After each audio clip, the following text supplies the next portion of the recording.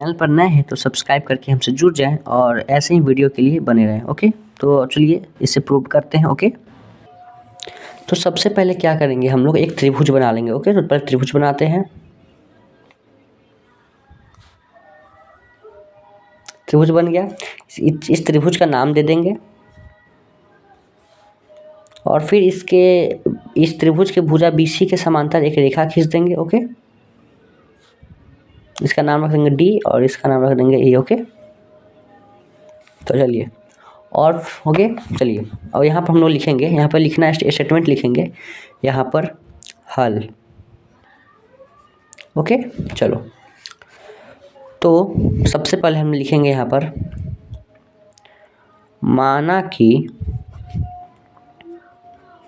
माना कि रेखा DE, मतलब रेखा DE जो है वो त्रिभुज ABC की, ठीक है, भुजा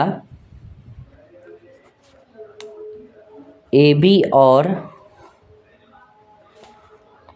AC को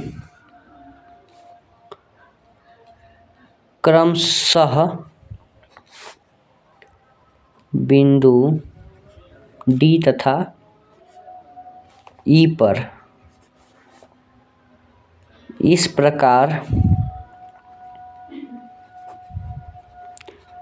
प्रतिच्छेद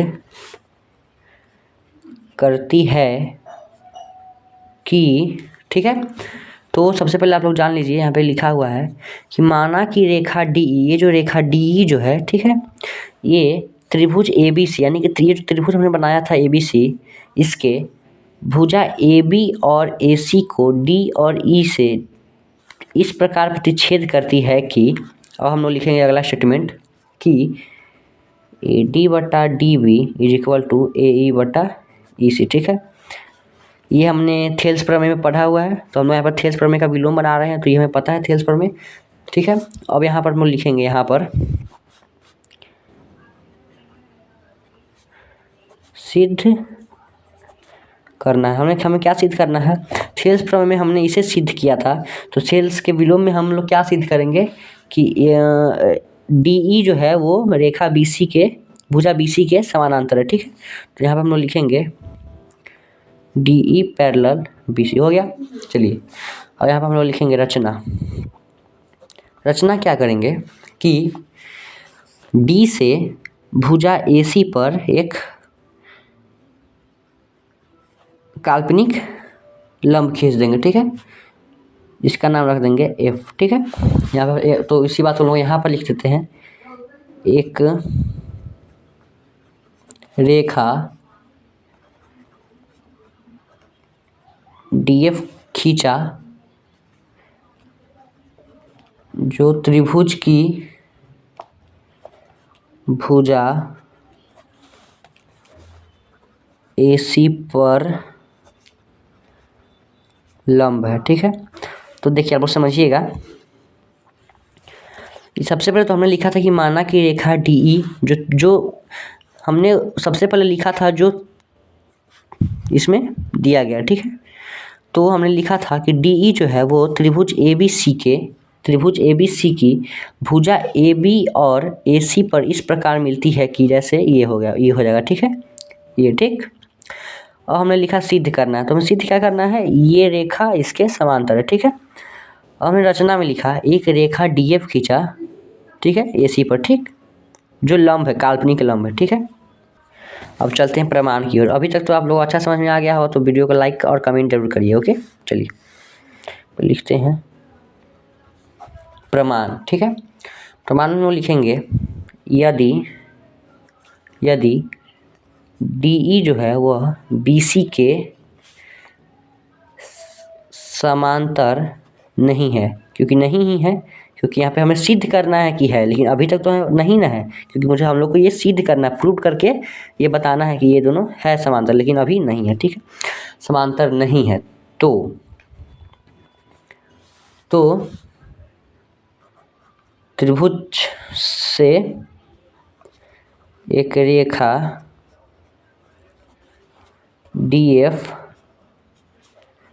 बी सी के समांतर खींचा, ठीक है, समांतर खींच लिया था। जो AC से बिंदु F पर मिलती है। देखिए, तो हम लोगों ने यहाँ पर रचना में किया था उसी बात को हम लोगों ने प्रमाण में सबसे पहले लिख दिया है कि यदि DE BC के समांतर नहीं है तो त्रिभुज से एक रेखा DF खींचा जो BC के समांतर खींचा, ठीक है। इसके समांतर मान लीजिए कि ये लंब है इस पर, और ये जो है, ये जो रेखा है ये BC के समांतर है, ओके। तो जो AC से बिंदु F पर मिलती है, तो यहाँ पर F पर मिल रही है, ठीक है। चलिए आगे, अगर तो इसलिए त्रिभुज ABC में DF पैरेलल BC है। ये कहाँ से हुआ? इस स्टेटमेंट से हुआ, इस स्टेटमेंट से हुआ, ठीक है। चलिए, तो अगर ये है, अगर त्रिभुज ये है तो हम लोग पता है थेल्स प्रमेय से, तो AD बटा DB इज इक्वल टू बराबर F बटा FC। इसे हम लोग समीकरण फर्स्ट मान लेंगे, ठीक है। चलिए अब आगे यहाँ पर लिखेंगे, किंतु दिया गया है, लेकिन ये तो हम लोगों ने अपना से मान के लिखा, ठीक है। लेकिन दिया क्या गया हुआ है? दिया गया हुआ है AD बटा DB बराबर AE बटा EC, ठीक है। चलिए इससे हम लोग मान लेंगे समीकरण सेकेंड। अब समीकरण 1 एवं 2 से, ओके, 1 एवं 2 से क्या है? एक में देखिए LHS दोनों का बराबर है तो RHS भी बराबर हो जाएगा। चलिए AE बटा EC बराबर AF बटा बराबर FC, ठीक है। चलिए अब यहाँ पर हम लोग करेंगे, क्या करेंगे, आएगा कहाँ आप लोग को पहले ये इतना आप लोग को समझ गए होंगे। यहाँ तो मैंने समझा दिया था, फिर यहाँ से किंतु दिया गया है ये, ठीक है, AD बटा DB और AE बटा EC हो गया। यहाँ पर आप लोग देख सकते हैं, यहाँ पर लिखा हुआ है, ठीक है। तो उसी बात को हम लोगों ने यहाँ पर लिख लिया। अगर अभी तक वीडियो अच्छी समझ में आए हो तो लाइक और कमेंट जरूर करिए। चलिए और आगे करते हैं, ठीक है। आगे हम लोग क्या करेंगे, लिखेंगे यहाँ पर AE बटा EC प्लस 1 बराबर AF बटा FC प्लस 1, दोनों ओर एक जोड़ने पर, ठीक है, दोनों ओर एक जोड़ने पर, ठीक है। हम लोगों ने दोनों तरफ एक जोड़ दिया, ठीक है। तो अब यहाँ पर लिखेंगे AE, इस LCM लिए, मतलब इससे गुना करेंगे तो प्लस EC बटा EC, ठीक है। फिर इधर वैसे ही करेंगे AF, इसको इससे गुना करेंगे तो FC, पीछे प्लस का साइन बटा FC, ठीक है। अब आगे यहाँ पर AE प्लस EC, देखिए फिगर में क्या है, AE प्लस EC क्या है, पूरा AC है, ठीक है। तो यहाँ पर AE और EC का मान हम लोग यहाँ पर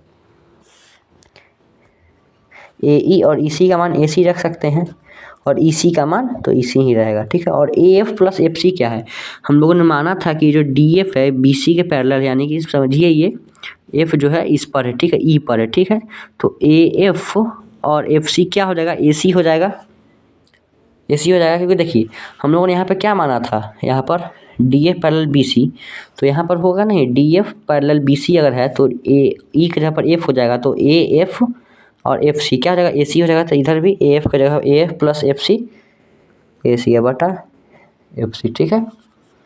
तो अब इसके बाद हम लोग करेंगे, यहाँ तक हो गया है। अब आगे लिखेंगे, यहाँ पे क्या है आप लोग देख सकते हैं, यहाँ पर ऊपर का AC is equal to AC है, नीचे EC is equal to FC है, ठीक है। तो यहाँ पर लिखेंगे यहाँ EC is equal to FC, तो यहाँ पर लिखेंगे यह तभी संभव है जब बिंदु